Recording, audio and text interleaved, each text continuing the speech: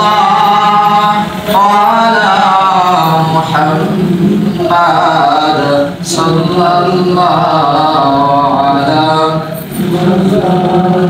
আওয়াজ দিয়ে মোহাব্বতের সাথে দিলটাকে রুজু করে দিয়ে একটু জিকির করে লা ইলাহা ইল্লাল্লাহ লা ইলাহা ইল্লাল্লাহ লা ইলাহা ইল্লাল্লাহ লা ইলাহা ইল্লাল্লাহ লা ইলাহা ইল্লাল্লাহ মুহাম্মাদুর রাসূলুল্লাহ সাল্লাল্লাহু আলাইহি ওয়াসাল্লাম। আল্লাহ রাব্বুল আলামিনের দরবারে লাখো কোটি শুকর ও সুজুদ যে মহান রব্বে কারীম যে আল্লাহ তাআলা আমাদেরকে আজকে ঈদুল আজহার নামাজ আদায় করার জন্য মসজিদে আসার এবং বসার তৌফিক দান করেছে। এজন্য দিল খুলে দিলটাকে উজাড় করে দিয়ে মন খুলে একটু আওয়াজ তুলে শুকরিয়া আদায় করে বলে আলহামদুলিল্লাহ। আরো একটু আল্লাহ তাআলার দরবারে শুকরিয়া আদায় করে যে আল্লাহ রাব্বুল আলামিন আমাদেরকে সুস্থতা দান করেছে, এজন্য বলে আলহামদুলিল্লাহ।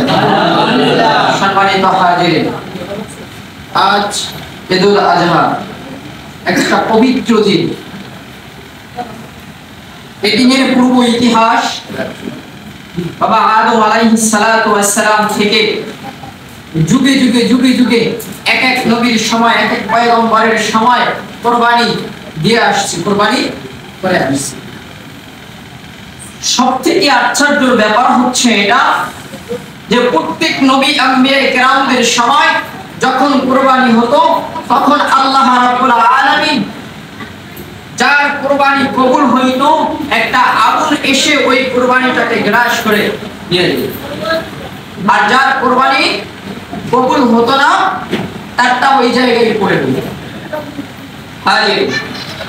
হযরত আদম আলাইহিস সালাতু ওয়াস সালাম দুনিয়ার ভিতরে আল্লাহ রাব্বুল আলামিন সর্বপ্রথম মানব হিসাবে আদম এবং হাওয়াকে আল্লাহ রাব্বুল আলামিন দুনিয়ার জমিনে পাঠিয়েছেন। তো যখন আদম আর হাওয়া দুনিয়ার জমিনে আসছে, আসার পরে তাদের ঔরসে সন্তান যখন জন্ম নিয়েছে, প্রথম যমজ দুই সন্তান জন্ম নিয়েছে।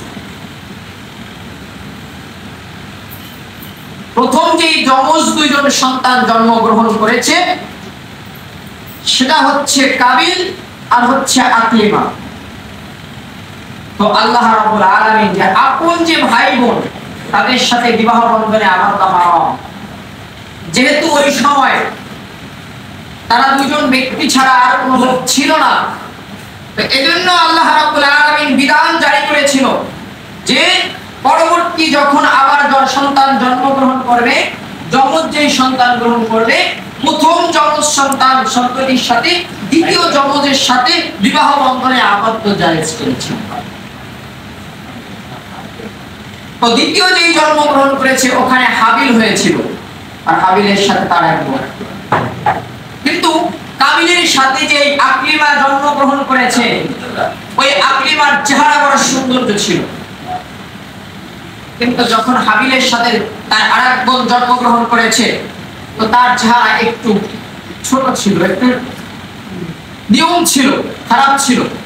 তো এজন্য হাবিল চাইতো সবসময় কাবিল চাইতো আকলিমাকে বিবাহ করার, কিন্তু আল্লাহ রাব্বুল আলামিনের বিধানটা যেহেতু আপন ভাই বোন যমজ একসাথে যারা তাদের সাথে বিয়ে বসা হারাম, কিন্তু পরবর্তী যমজের সাথে আগের যারা যমজ হয় তাদের সাথে ওই সময়ের জন্য আল্লাহ রাব্বুল আলামিন জায়েজ করেছিল। আল্লাহ রাব্বুল আলামিন আদেশ করেছিলেন প্রথম যে যমজ বোন ছিল, দ্বিতীয় যে হাবিলের সাথে কাবিলের সাথে, হাবিলের সাথে আকলিমার সাথে বিবাহ বন্ধনে আবদ্ধ করার জন্য আল্লাহ রাব্বুল আলামিনের নিয়ম ছিল, আল্লাহ রাব্বুল আলামিনের হুকুম ছিল। কিন্তু কাবিল তা মেনে নিতে পারলেন না। হযরত আদম আলাইহিস সালাতু ওয়াস সালাম হাবিল আর কাবিলকে বলল, যেহেতু তোমরা যেহেতু এই ব্যাপারটা মেনে নিতেছে না, তাহলে তোমরা দুইজনে এক কাজ করো, তোমরা দুইজনে যখন কোরবানি করবা, দুইজনে দুইটা কোরবানি করবা। আল্লাহ রাব্বুল আলামিন যার কোরবানিকে কবুল করবে তাকে তার সাথে আকলিমারে বিবাহ দেওয়া হবে। কাবিল এমন এক ব্যক্তি ছিলেন, কাবিল তিনি কৃষি কাজ করত, তিনি কৃষি কাজের ভিতরে নিয়োজিত থাকতো, আর হাবিল তিনি পশুপালন করত। হযরত আদম আলাইহিস সালাতু ওয়াস সালাম যখন এই কথা তার পুত্রদেরকে বললেন, বলার সঙ্গে সঙ্গে কাবিল তখন তিনি তার শস্য থেকে সবচাইতে নিম্ন মানের যে শস্যটা আছে ওইটা আল্লাহর রাস্তায় কোরবানি করার জন্য প্রস্তুত করে রেখেছেন। আর হাবিল তার খামার থেকে সব থেকে ভালো যে দুম্বাটা ছিল ওই দুম্বাটা আল্লাহর জন্য কোরবানি করার জন্য রেখে দিয়েছে। দুইজন ব্যক্তি যখন একই জায়গায় কোরবানি করতে লাগলেন, তখন আল্লাহ রাব্বুল আলামিন হাবিল যে দুম্বাটা কোরবানি করছে ওই কোরবানটা দিয়ে আগুন দিয়ে একটা গ্রাস করে তিনি জান্নাতে উঠায় দিয়ে গেছে। কিন্তু কাবিলের কোরবানি আর কবুল হয় নাই। যেহেতু আল্লাহ রাব্বুল আলামিনের বিধান অনুযায়ী আদম আলাইহিস সালাতু ওয়াস সালামের কথা অনুযায়ী তাহলে কিন্তু হাবিলের কোরবানি কবুল হয়েছে। তাহলে আকলিমার সাথে হাবিলের সাথে বিবাহ বন্ধনে আবদ্ধ করবে।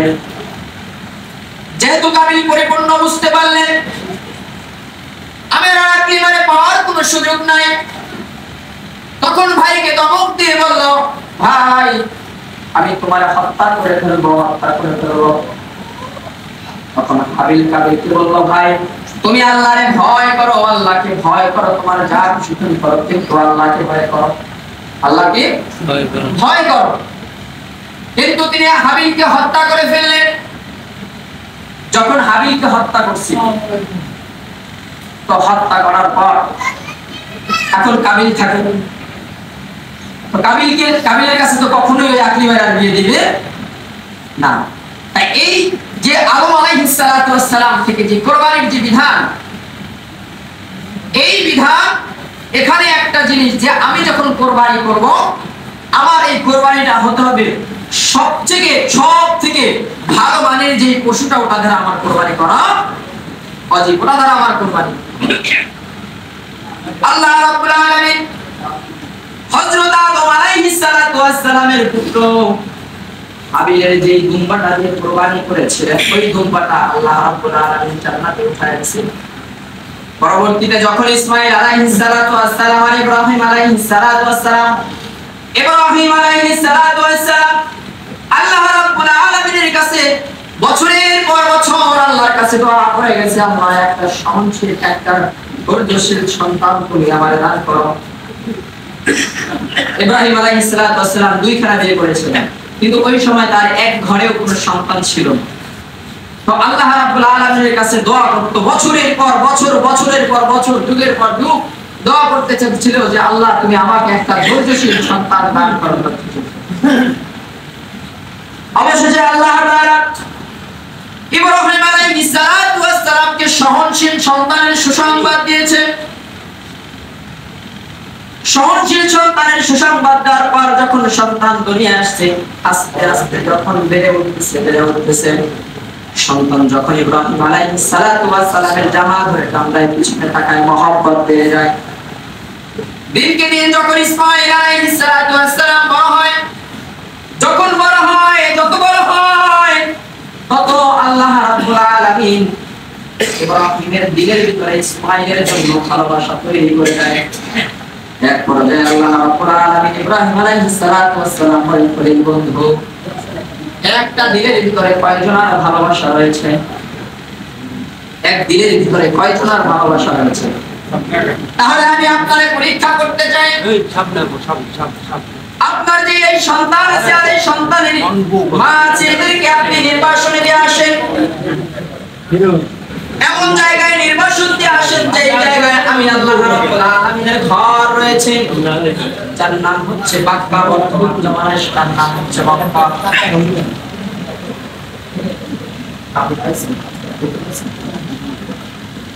যে জায়গার নাম বর্তমানে মক্কা, তার পূর্ব নাম ছিল বাক্কা।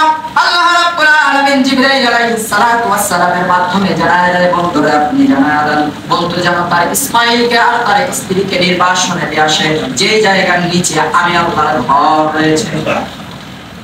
সময় যখন হবে, ইব্রাহিম আলাইহিস সালাতু ওয়াস সালামের কাছে জিবরাইল আলাইহিস সালাতু ওয়াস সালাম এসে হাজির হয়ে যায়। বলতেছে আল্লাহ রাব্বুল আলামিন নির্দেশ আপনাকে এখন আপনার স্ত্রী আর সন্তানকে নির্বাসনে দেওয়ার জন্য আমি যেই দিকে যাব আপনি আমার পিছনে পিছনে আসবে। ইব্রাহিম আলাইহিস সালাতু ওয়াস সালামের কথা বলা নিষেধ। জিবরাইল আলাইহিস সালাতু ওয়াস সালাম যত সামনে যায় তার পিছনে পিছনে যাইতেছে। যাওয়ার পরে যাইতে যাইতে বাক্কা নামক স্থানে যখন থামলেন, ওখানে থামার পরে জিবরাইল আলাইহিস সালাতু ওয়াস সালাম বললেন, বন্ধু এই জায়গায় কোনো মানুষ নাই, কোনো জন নাই, কোনো পশু পাখি কিছুই নাই, শুধু নির্বাসন, নিরিবিলি একটা জায়গা, কোনো মানুষজন এখানে, কোনো চলাচল নাই, এই জায়গায় নির্বাসনে থাকতে হবে। কিন্তু ইব্রাহিম আলাইহিস সালামের কোনো কথা বলার কোনো সুযোগ নাই, নিষেধ ছিল। সন্তান দেওয়ার স্ত্রীর ওই জায়গায় রেখে যখন চলে আসলেন, সাফা মারওয়া দুই পাহাড়ের কাছে যখন ইব্রাহিম আলাইহিস সালাতু ওয়াস সালামের স্ত্রী হাজেরা দৌড় মেরে যখন আসছেন, ইব্রাহিম আলাইহিস সালাতু ওয়াস সালাম তাদেরকে যখন দেখে সামনের দিকে রওনা করলেন, বারবার ইব্রাহিম পিছনের দিকে তাকায়।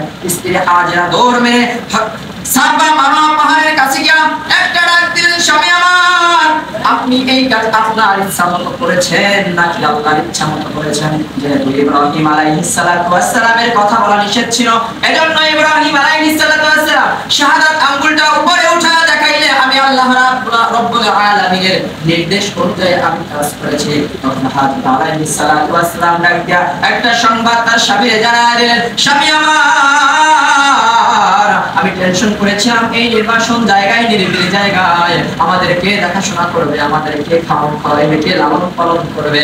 যেহেতু আপনি আল্লাহ রাব্বুল আলামিনের হুকুম অনুযায়ী আপনি এই কাজ করতেছেন, তাহলে আর কোনো চিন্তা নাই। যে আল্লাহ রাব্বুল আলামিন মায়ের গর্ভের ভিতরে অসহায় একটা সন্তানকে যেহেতু খানা দিতে পারে, আল্লাহ রাব্বুল আলামিন এই বান্দাকে ওই জায়গায় খানা দিতে পারবে। এক পর্যায়ে ইব্রাহিম আলাইহিস সালাতু ওয়াস সালাম চলে গেলেন। যাওয়ার পরে আল্লাহ রাব্বুল আলামিনের কাছে দুই হাত উঠায়া বলতেছে, গো আল্লাহ, তুমি আমার স্ত্রী আর সন্তানকে দেখাও এবং এই জায়গায়, যে বাক্কা নামক জায়গায় তুমি মানুষ দিয়া চাষাবাস করে দিও, মানুষ দিয়া চাষাবাদ করে দিও, মানুষে ভরপুর করে দিও। দিনকে দিন বাক্কা নামক জায়গায় মানুষ বাড়তেছে। ইব্রাহিম আলাইহিস সালাতু ওয়াস সালাম ওই বাক্কা নামক জায়গা থেকে যেই মানুষই তার কাছে যায়, তাদের কাছে জিজ্ঞেস করে আমার ইসমাইলের কি হাল, আমার ইসমাইলের কি অবস্থা। কিন্তু ইসমাইলের এমন এক গুণ ছিল, ইসমাইল এত সৌন্দর্য ছিল, এত সহনশীল ছিল, এত নম্র ভদ্র ছিল, মানুষের মুখে মুখে তার প্রশংসা ছিল। এক পর্যায়ে যখন মানুষ ইব্রাহিমের পাশ দিয়ে যখন যাইতো, ইব্রাহিম আলাইহিস সালাতু ওয়াস সালাম যখন জিজ্ঞেস করত, তখন সবাই মানুষ এক কথাই বলতো, আপনারে আল্লাহ রাব্বুল আলামিন এত সুন্দর, এত ভালো একটা সন্তান দান করেছে যা দুনিয়ার ভিতরে হওয়া সম্ভব নয়। এক পর্যায়ে যখন মহব্বত আরো বেড়ে যায়, ইসমাঈল আলাইহিস সালাতু ওয়াস সালাম বারবার তার মাকে বলে, আম্মা জান, আমার বাবা কোথায়, আমার বাবারে দেখতে মন চায়। কিন্তু নবীদের স্ত্রী তো সেরকমই হয়। হাজেরা আলাইহিস সালাতু ওয়াস সালাম বলে, বাবা, তোমার বাবা তো নবী, একজন পয়গম্বর, তার অনেক কাজ রয়েছে, তিনি দ্বীনের কাজের জন্য অনেক দূরে সফরে আছে। তোমার যদি তোমার বাবারে দেখতে মন চায়, তোমার বাবারে যদি তোমার দেখতে মন চায়, ওই ঘরের একটা কোণায় তোমার বাবার একটা জুব্বা রাখা আছে, যাও ওই জুব্বাটা হাতে নিয়ে তুমি তার ঘেরান নাও, তাহলে তুমি তোমার বাবার ঘেরান শুনতে পাবা। তখন ইসমাঈল আলাইহিস সালাতু ওয়াস সালাম তার ওই বাবার জুব্বাটা নিয়ে ঘেরান নিতেছে আর অনুভব করতেছে তার আমার বাবার ঘেরান। এমন সময় আল্লাহ রাব্বুল আলামিন জিবরাইল আলাইহিস সালাতু ওয়াস সালামের মাধ্যমে জানায় দেয়, বন্ধু, এবার একটা পরীক্ষা দেওয়ার সময় হয়ে গেছে, আপনার ইসমাঈলকে আমি আল্লাহ রাব্বুল আলামিনের সন্তুষ্টির জন্য কুরবানি করে দাও। কত ত্যাগ ছিল ইব্রাহিম। যখন এই হুকুম জারি হয়ে গেল, ইব্রাহিম আলাইহিস সালাতু ওয়াস সালাম তার সন্তানের কাছে এই সংবাদ জানানোর জন্য, এই হুকুমকে কার্যকর করার জন্য যখন আসতে লাগলেন, আসার পরে সন্তান ওই যে বাবা দূর থেকে আসতেছে, ঘরে বসে সন্তানের বাবার জুব্বা থেকে যে ঘেরান পেয়েছে, বাতাস আসতেছে, মৃদু মৃদু বাতাস আসতেছে, ওই বাতাসের সাথে ইব্রাহিম আলাইহিস সালাতু ওয়াস সালামের জীবন জুব্বার যে ঘেরান ইসমাইল পাইতেছে। যখন জুব্বার ঘেরান পাইতেছে, ইসমাইল আলাইহিস সালাতু ওয়াস সালাম ঘর থেকে বের হয়ে যেদিক থেকে ঘ্রাণ আসতেছে ওই দিকে হাঁটতেছে, যাইতেছে। যাইতে যাইতে এক পর্যায়ে দেখতেছে ইব্রাহিম আলাইহিস সালাতু ওয়াস সালাম, ইসমাইল আলাইহিস সালাতু ওয়াস সালাম একটা 12 থেকে 13 বছরের একটা যুবক সন্তান, ওই সন্তান দূর থেকে একটা জুব্বা পরিধান করা অবস্থায় ধরে আসতেছে। আসার পরে যখন একত্র হইলে বাবারে জড়ায়া ধরলেন, ধরার পরে তখন ইব্রাহিম আলাইহিস সালাতু ওয়াস সালাম জিজ্ঞেস করে, বাবা তুমি কিভাবে জানলা তোমার পিতা? সব ঘটনা খুলে বললেন, তার জুব্বার ঘেরানের কথা খুলে বললেন। বলার পরে ইব্রাহিম আলাইহিস সালাতু ওয়াস সালাম তার সন্তানকে বললেন, বাবা আমি তো স্বপ্নে দেখেছি যে আল্লাহর রাস্তায় আমি কুরবানি করতেছি তোমার। ইসমাইল বলতেছে, আব্বা জান আর দেরি নয়, আপনি আপনার কার্যক্রম আপনি চালায়া যান, যেহেতু আল্লাহ রাব্বুল আলামিনের নির্দেশ আমাকে কুরবানি করা, আপনি আপনার কার্যক্রম চালিয়ে যান, আমি প্রস্তুত আব্বা জান। ইসমাইল আলাইহিস সালাতু ওয়াস সালামকে যখন কুরবানি করার জন্য নিলেন, নেওয়ার পরে ইসমাইল আলাইহিস সালাতু ওয়াস সালাম ইব্রাহিম আলাইহিস সালাতু ওয়াস সালামকে বলে, আব্বা জান আমি তো মানুষ, যেহেতু আমার গলায় যখন আপনি তলোয়ার চালাইবেন তাহলে আমার হাত পা একটু এদিক সেদিক হতে পারে, আপনার গায়ে পা লাগতে পারে, অতএব আমার হাত এবং পা বেঁধে নিয়ে। যখন হাত আর পা বেঁধে নিয়েছে, আবার ইসমাইল আলাইহিস সালাতু ওয়াস সালাম বলে, আব্বা জান আপনি আমার হাতের বাঁধন পায়ের বাঁধন খুলে দেন, কারণ এই অবস্থায় আপনি আমাকে কুরবানি করেন, কাল হাসরের ময়দানে আল্লাহ রাব্বুল আলামিন যদি আমাকে জিজ্ঞেস করে, ইসমাইল তুমি কি আমার এই কুরবানির জন্য রাজি ছিলে না, যার কারণে তোমার হাত পা বেঁধে নিয়েছে? আল্লাহ এটা যদি প্রশ্ন করে ফেলেন, আপনি আমার হাতের পায়ের বাঁধন খুলে দেন। যখন হাতের পায়ের বাঁধন খুলে দিয়েছে, তারপরে যখন বিসমিল্লাহি আল্লাহু আকবার বলে তলোয়ার চালাইছে, আল্লাহ রাব্বুল আলামিন ওই যে শুরুতেই আলোচনা করেছিলাম হাবিল আর কাবিলের ব্যাপারে, হাবিল যে দুম্বাটা কুরবানি করেছিল, হাদিসের ভিতরে আসছে ওই দুম্বাটা আল্লাহ তাআলা জান্নাতে উঠায় নিয়েছে। ওই দুম্বাটা ওই সময় আল্লাহ রাব্বুল আলামিন ইসমাইলের পরিবর্তে ওই তলোয়ারের উপরে দিয়েছে।